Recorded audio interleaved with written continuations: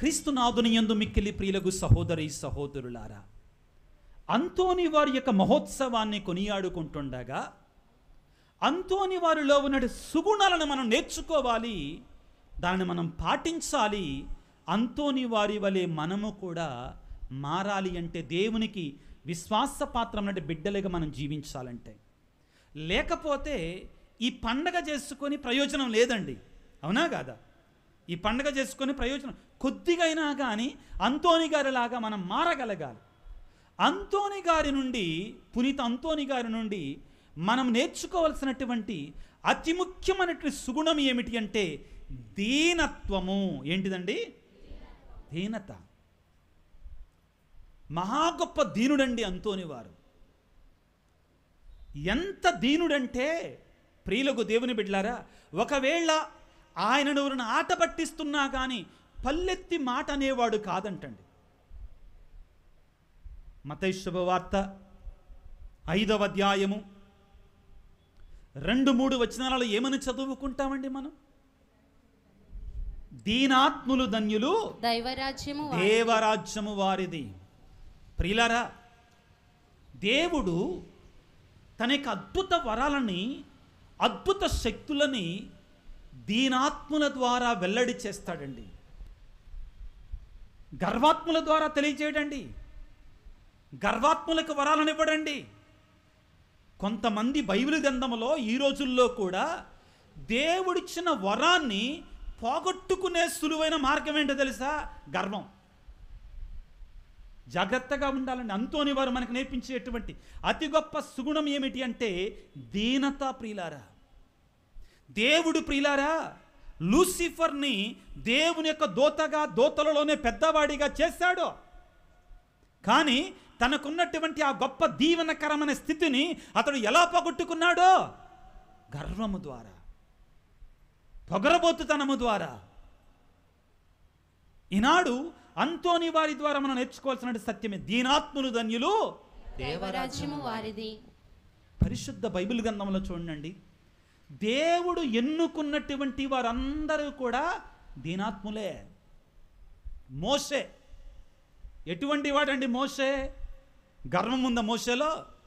ఏ కోశమందున లేదండి. ఒకసారి వాక్యాన్ని చదువుకుందాం.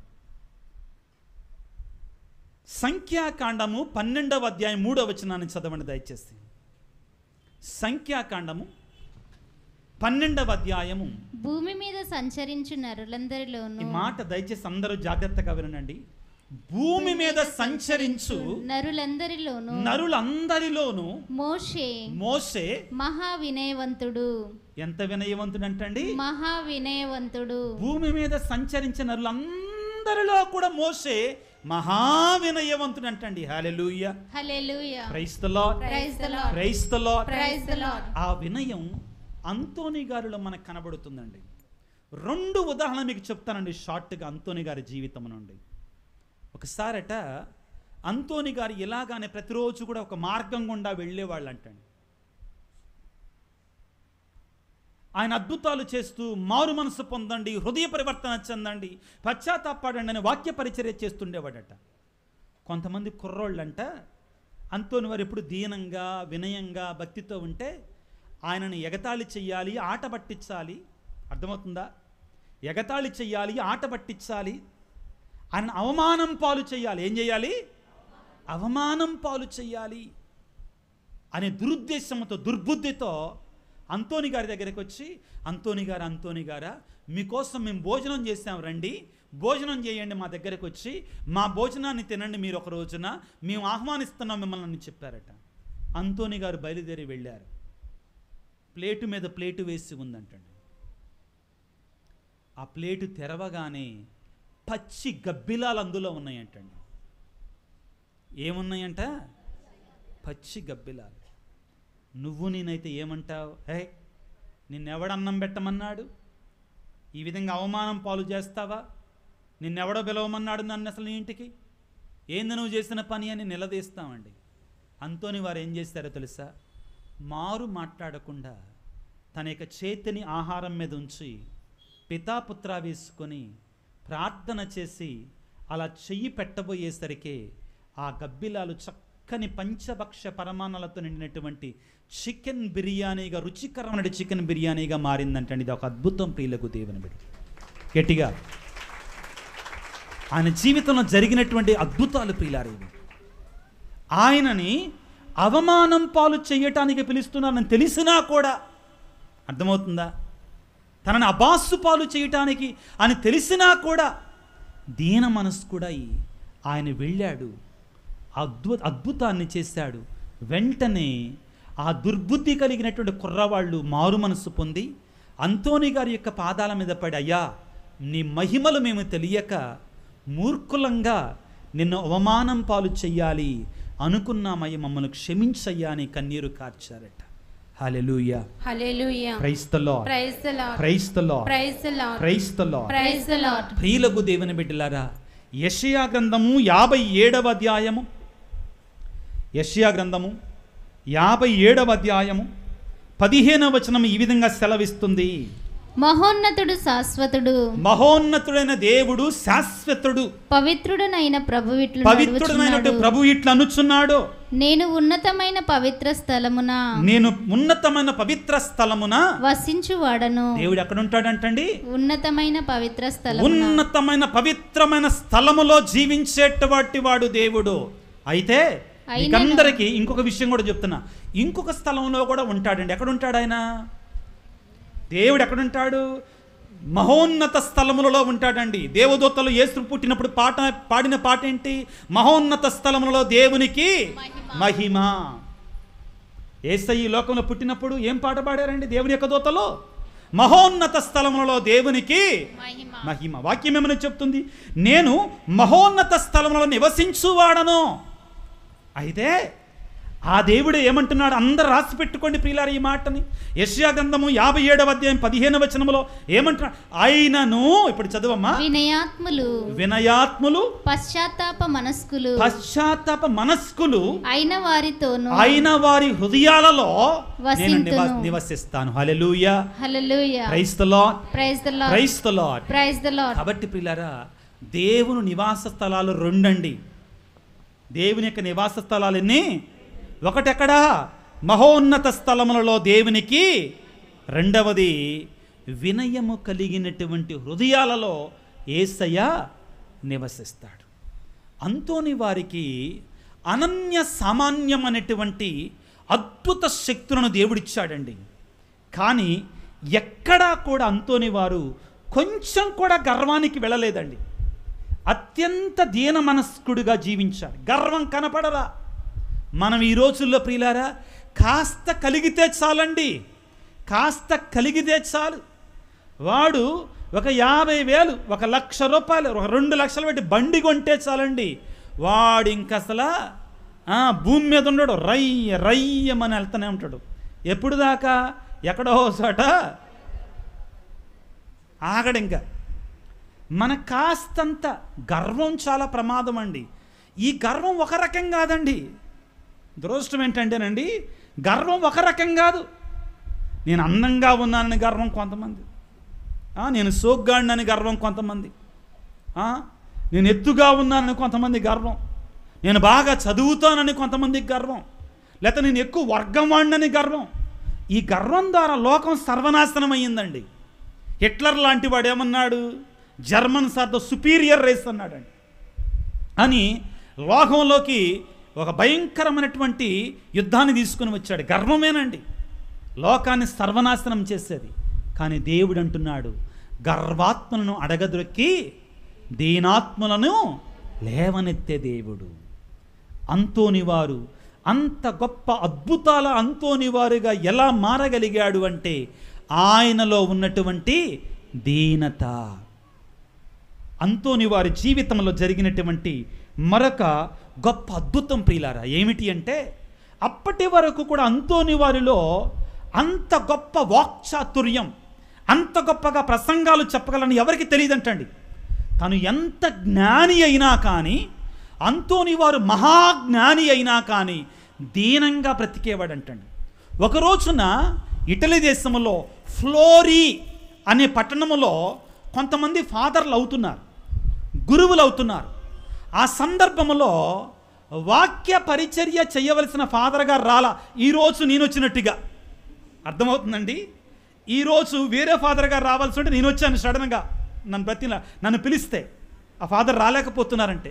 అలాగానే ప్రియులారా, అంతోని వారు కూడా అక్కడ ఉన్నప్పుడు అప్పటి వరకు ఆయన ప్రసంగాలు చెప్పగలడని కానీ, గొప్ప వాక్చాతుర్యం ఉందని కానీ, బైబిల్లో మంచి పట్టుందని కానీ, వేదశాస్త్ర పాండిత్యం ఉందని కానీ ఎవరికి తెలియదంటండి. ఏదో తానుగా దీనాత్ముడిగా ఉండేవాడంటండి. ఆ రోజున ఆ గురు పట్టాభిషేకం పొందినడు ఆ యొక్క నూతన గురువుల దగ్గర ఒక ప్రసంగాన్ని చెప్పవలసిన గురువు ఫాదర్ గారు రాలేదంటండి. ఆ రోజున సడన్గా అంతోని గారి దగ్గరికి వచ్చి, అవసరం కొంచెం ప్రసంగాన్ని చెప్తావా, చాలామంది జనం సిద్ధంగా ఉన్నారు, ఎవరు ప్రసంగం చెప్పడానికి లేరు అంటే, ఆ రోజున ప్రియులారా అంతోని వారు పరిశుద్ధాత్మ ప్రేరణతో దేవుని యొక్క వాక్యాన్ని బోధిస్తూ ఉంటే పరలోకమే తెరవబడి దేవుడే మాట్లాడినట్లుగా ఆయన దేవుని యొక్క సువార్తను ఆ రోజు ఆయన ప్రకటించాడట. ప్రియులకు దేవుని బిడ్డలారా, ఆ ప్రసంగమైన తర్వాత అక్కడ ఉన్నటువంటి జనం అందరూ కూడా ఆ రోజు పలికిన మాట ఏంటంటే, ఈ రోజున మనతో ఒక మానవ మాత్రుడు మాట్లాడలేదు కానీ దేవదూతే వచ్చి మనతో మాట్లాడింది అని చెప్పినటువంటి సందర్భం అంటండి అది. ప్రియుల, ఆ రోజున అక్కడున్న ప్రజలకి గురువులకి వాళ్ళందరూ కూడా తెలిసిందట, ఈ అంతోని వారు సామాన్యమైనటువంటి వారు కారు. అప్పటి వరకు ఆయన డ్యూటీ ఏంటో తెలుసా? మఠంలో ప్రియులారా వంటశాలలో అంట్లు తోవటం అవి కూడా ఉంటాయండి డ్యూటీలు. ఆ రోజుల్లో అంట్లు అంటే అంట్లు కాదు, ఈ తిన్నటువంటి ప్లేట్లు ఉంటాయి కదా, తలా ఒక డ్యూటీ చేసుకుంటారు, తప్పులేదు. ఇప్పుడు సిస్టర్స్ కాన్వెంట్లో కూడా చేసుకుంటారు. ఆ పని చేసేవాడు అంత దీనంగా ఉండేవాడు అంటాడు. ప్రియులారా, అంతోని గారు మనకు నేర్పించేటువంటి అతి గొప్ప సుగుణం ఏమిటి అంటే, ప్రియులారా ఎంత ఎదిగితే అంతగా ఒదిగి ఉండాలి. ఏమీ లేని ఇస్తరే ఎగిరెగిరి పడుద్దండి, అన్నీ ఉన్న ఇస్తరా అణిగిమణిగే ఉంటుంది. దీనాత్ములు ధన్యులు, దేవరాజ్యము వారిది. మరియ తల్లిలాగా అంతోని వారు ఎల్లప్పుడూ కూడా ప్రియులారా దీనత కలిగి జీవించాడు. నీవు నేను ఎలాగా జీవిస్తున్నాం, నీవు నేను ఎలాగా బ్రతుకుతున్నాం, ముఖ్యంగా ప్రియులారా దేవుని సన్నిధిలో ఉన్నప్పుడు ఈ దీనత ఇంకా ఎక్కువగా ఉండాలి మనలో. దేవుని సన్నిధికి వచ్చినప్పుడు ఈ దీనత, ఈ తగ్గింపు ఇంకా ఎక్కువగా ఉండాలి మనలో. యేసయ్య తన జీవితంలో ఒక ఉపమానాన్ని చెప్పాడు. పరిసయ్యుడు సుంకరి. పరిసయ్యుడు దేవుని ముందు నిలబడి చేతులు కట్టుకోకుండా గర్వముతోటి, దేవా నేను నీకు అంత దానం చేస్తున్నా, 10వ వంతు నేను ఉపవాసం ఉంటున్నా గొప్పలు చెప్పుకున్నాడు. కానీ సుంకరి ఏం చేశాడు? కనులైనను ఎత్తటానికి సాహసింపక గుండెలు బాదుకొనుచు, దేవా నేను పాపినయ్యా అన్నాడు. ఆధునిక ప్రపంచంలో ప్రియులారా దేవుని దగ్గరికి వచ్చినప్పుడు కూడా, క్షమించండి ఈ మాట చెప్తున్నానండి, మోకాళ్ళు వెయ్యాలంటే మనకి, చేతులు జోడించాలంటే మనకి సిగ్గు. కొత్త ఫ్యాషన్ మొదలైందండి. చేతులు వెనక్కి కట్టుకొని కొన్నిసార్లు పూజల్లో పాల్గొవటం, జేబుల్లో చేతులు పెట్టుకొని పూజల్లో పాల్గొవటం. ఒకవేళ అనారోగ్యంగా ఉంటే కూర్చో, తప్పులేదు, దేవుడు అర్థం చేసుకుంటాడు, అవునా కాదు? లేవలేని స్థితిలో ఉంటే కూర్చో. మోకాళ్ళు వంగడం లేదనుకో, నిలబడి ఉండు, దేవుడు అర్థం చేసుకుంటాడు, నో ప్రాబ్లం. అటువంటి వాళ్ళ గురించి దేవుడు నీకు అన్ని అవయవాలు ఇచ్చిన తర్వాత నడిపూజలో మోకరించలేకపోతే ఎందుకుగా? భక్తుడు పాడినట్లుగా, తిరునామ కీర్తన పాడని ఎడల నాలుక నాకెందుకు నాదా. అవును ప్రియులారా, ఆత్మపరిశీలన చేసుకుందాం. ఎవరైతే దేవుని సన్నిధిలో మోకాలు వంచగలరో ఎవరి ముందైనా దృఢంగా లేచి నిలబడగలడు. Hallelujah, praise the Lord, praise the Lord. చేతులు జోడించటం, మోకరించటం అనేటువంటిది దీనతకి తగ్గింపుకి గురుతు. ప్రియులకు దేవుని బిడ్డలారా, అంతోని వారి యొక్క మధ్యస్థ ప్రార్థన ద్వారా గుర్తుపెట్టుకుందాం పిల్లారా, దేవుడు అద్భుతాలను చేసేది దీనాత్ముల ద్వారానే. ఎస్, పౌలు గారు పలుకుతారు సిలువ గురించి మాట్లాడుతూ. ఏమిటి? ఆయన దేవుడంటండి లోకానుసారం ఉన్న జ్ఞానం తిరస్కరించి ఆయన తెలివి లేనటువంటి వారిని ఆయన ఎన్నుకొని వారి ద్వారా అద్భుతాలు చేస్తాడట. ఈనాడు అద్భుతాల అంతోని వారి యొక్క మహోత్సవాన్ని కొనియాడుకుంటుండగా ఆయన యొక్క మధ్యస్థ ప్రార్థన ద్వారా ఆ దేవాతి దేవుని వేడుకుందాం పిల్లారా. ఆ గొప్ప పునీతుని యొక్క మధ్యస్థ ప్రార్థన ద్వారా మనందరిని దీవించమని, మరి ముఖ్యంగా ఆయన వలె పవిత్రత కలిగి, ఆయన వలె పరిశుద్ధత కలిగి, దీనత కలిగి జీవించేటి బిడ్డలుగా జీవిస్తూ ఆయన వలె దేవుని కృపని, దేవుని యొక్క అనుగ్రహాన్ని మనందరం కూడా పొందుకోవాలని తలలు వంచి ఒక్క నిమిషం పాటు ప్రార్థన చేసుకుందాం. సర్వశక్తిమంతుడా, సర్వోన్నతుడా, ప్రేమమయుడా, ఈనాడు పునీత అంతోని వారి యొక్క మహోత్సవాన్ని కొనియాడుకుంటుండగా ఆ గొప్ప పునీతుని ప్రభువా, నీ శ్రీ సభకు మాకు ఇచ్చినందులకు గాను మీకు వేలాది వందనాలు, స్తుతులు, స్తోత్ర. ఓ ప్రేమామయ్య, ఓ కనికర సంపన్నుడా, ఓ దయగల తండ్రి, ఈనాడు పునీత అంతోని వారి యొక్క మధ్యస్థ ప్రార్థన ద్వారా మేమందరము కూడా ఆయన వలె పవిత్రంగా జీవించటానికి, ఆయన వలె దీనత కలిగి జీవించటానికి, తగ్గింపు కలిగి జీవించటానికి, పరిశుద్ధతకై ఆశపడే బిడ్డలకు మమ్మ దీవించండి నాయన. ప్రభువా, ఈనాడు నీ సన్నిధికి వచ్చి ఈ వాక్య పరిచర్యలో, దివ్యబలి పూజలో పాల్గొంటున్నటువంటి నీ బిడ్డలందరినీ దీవించండి తండ్రి, ఆశీర్వదించండి. ఏ బిడ్డ ఏ తలంపుతో, ఏ కోరికతో, ఏ ఉద్దేశంతో వచ్చారు పునీత అంతోని వారి యొక్క మధ్యస్థ ప్రార్థన ద్వారా ఆ కోరికను, ఆ తలంపును, ఉద్దేశాన్ని నెరవేర్చండి తండ్రి. ప్రత్యేకమైన రీతిలో ప్రభువా, అనారోగ్యముతో బాధపడుతున్న ప్రతి బిడ్డను ప్రభువా అంతోని వారి యొక్క మధ్యస్థ ప్రార్థన ద్వారా స్వస్థపరచు. కుటుంబాలలో ప్రభువా చిన్నారి బిడ్డల కొరకై, చదువుకునే బిడ్డల కొరకై, వివాహం కావలసిన బిడ్డల కొరకై ప్రార్థన చేస్తున్నటువంటి వారి ప్రార్థనను ఆలకించండి తండ్రి. అప్పుల బాధలో, ఆర్థిక ఇబ్బందులలో కూరుకుపోయినటువంటి వారికి విడుదల ప్రసాదించండి. సాతాను తంత్రోపాయాలతో పీడించబడుతున్నటువంటి వారికి విడుదల ప్రసాదించండి తండ్రి. ప్రత్యేకమైన రీతిలో ప్రభువా, ఈనాడు తండ్రి నీ సన్నిధికి వచ్చిన ప్రతి బిడ్డను కూడా పేరు పేరు వరుసన దీవించండి నాయన. నీ పరిశుద్ధాత్మ శక్తిని వారి మీద కుమ్మరింపచేయండి తండ్రి. నీ పవిత్రాత్మ వలన వారికి అనుగ్రహించండి నాయన. ప్రత్యేకంగా ప్రభువా, ఇదిగో ఈ పేటలో ఉన్నటువంటి వారిని, ఈ యొక్క చర్చిలో ఉన్నటువంటి వారిని, ఈ సంఘంలో ఉన్న ప్రతి బిడ్డను కూడా దీవించమని, ఆశీర్వదించమని, శాంతినగర్ విశ్వాసులందరినీ కూడా ప్రత్యేకంగా ఆశీర్వదించమని, దీవించమని, ఈ పండగ జరగటానికి సహకరించిన ప్రతి బిడ్డను కూడా ఆశీర్వదించి దీవించమని మా ప్రభు అయిన క్రీస్తు ద్వారా వేడుకొనుచున్నాము తండ్రి. ఆమేన్.